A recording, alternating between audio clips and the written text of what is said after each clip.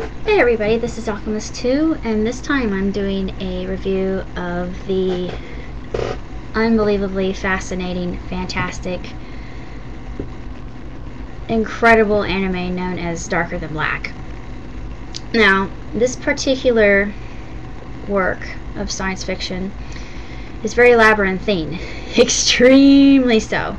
There are layers within layers, and there are characters known as contractors that have different abilities, and they are basically trained assassins, and there are different ones belonging to different syndicates.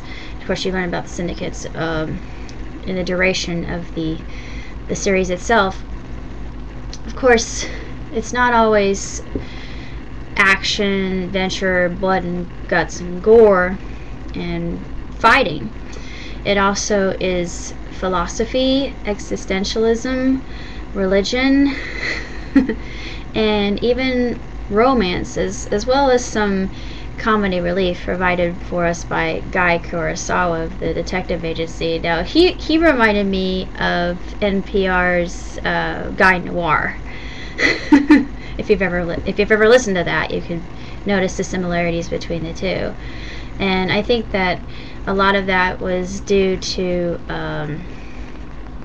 love of noir itself, film noir, I mean, and Bogart, of course, because Guy kind of reminds me of Bogart, and even his assistant, and her name escapes me at the moment. She's very funny, but she often equates him to Bogart, and I thought, yeah, exactly. And I always thought that was interesting and amusing at the same time. But everything about this anime is just wonderfully crafted. The animation is absolutely gorgeous, and it just makes you think about different aspects of society. And this is kind of an apocalyptic version of Japan.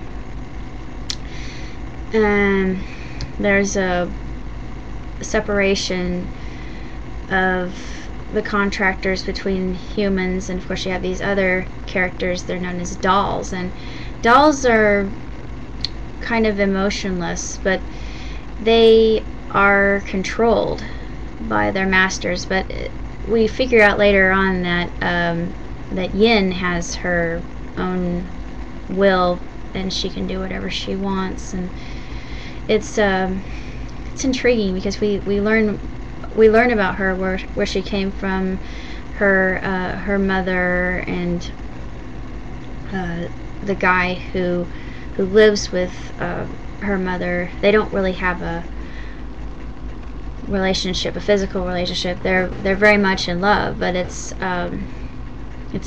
nothing physical.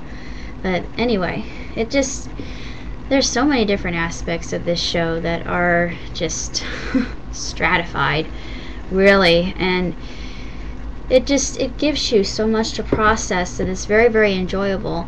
And I'm not going to give going to give away any plot points or anything like that to the characters, or what their personalities are like, or what syndicate they belong to, or if they're just part of an agency, and a different kind of agency.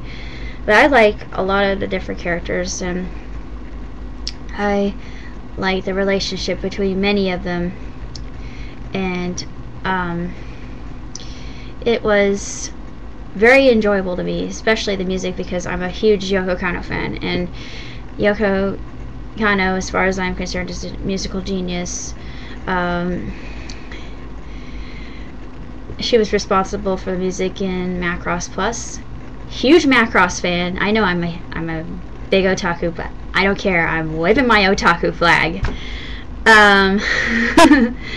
She also did the music for Cowboy Bebop, which is another one of my favorites. Samurai Champloo, which was kind of like Bebop but different. This is similar to Bebop in the aspect that it's just so interwoven, and you're always thinking about, well, what's going to happen next, and how does Hei the mysterious Black Reaper. How does he differ from every other contractor in this series? Well, I'm not going to give that away, because when I figured it out, I thought, whoa, it was sort of strange and unusual, but then it made sense to me. But the last episode, episode 26, which is kind of funny because one of the contractors, Mao, who is in the form of a black cat, originally he lost his body due to an accident. They don't exactly go into what the accident was, but poor Mao, he gets chased around by female cats, and he says that he hates spring because of that.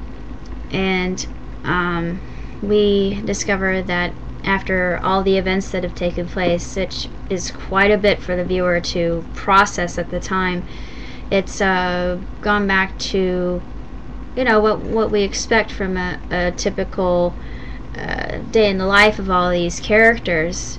Even Kirihara, who is a very strong female character, part of a detective agency. Well, she's a police officer. She's not. Well, she's a detective, but she's take charge kind of type, and I liked her character quite a bit. I thought she was incredibly cool and calm, collected, and a woman who doesn't take any nonsense. She knows where she stands, and I loved her and the relationship she had with her partner. I don't think they never fleshed that out. Well, he did confess to her in that episode, which I thought was very sweet, and she was sort of taken aback by it, but I don't think it was ever fleshed. It was never fully developed. But anyway, the last episode just is the Lady or the Tiger. It just makes you think, well, what happened afterwards? And that's why I've got season 2 from Malaysia.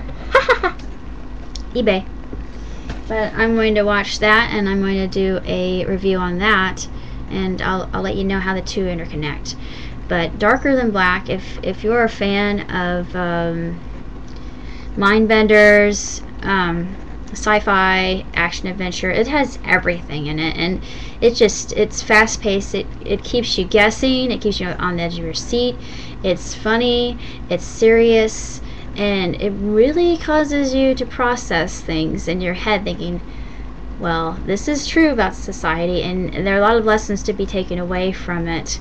So I think that it's a very good series in and of itself, and if you haven't seen it yet, check it out, because I really do think that the dub of this does great justice, and I really believe that Funimation knows what they're doing, and I think they're very capable. So 4 stars, 2 thumbs, way up.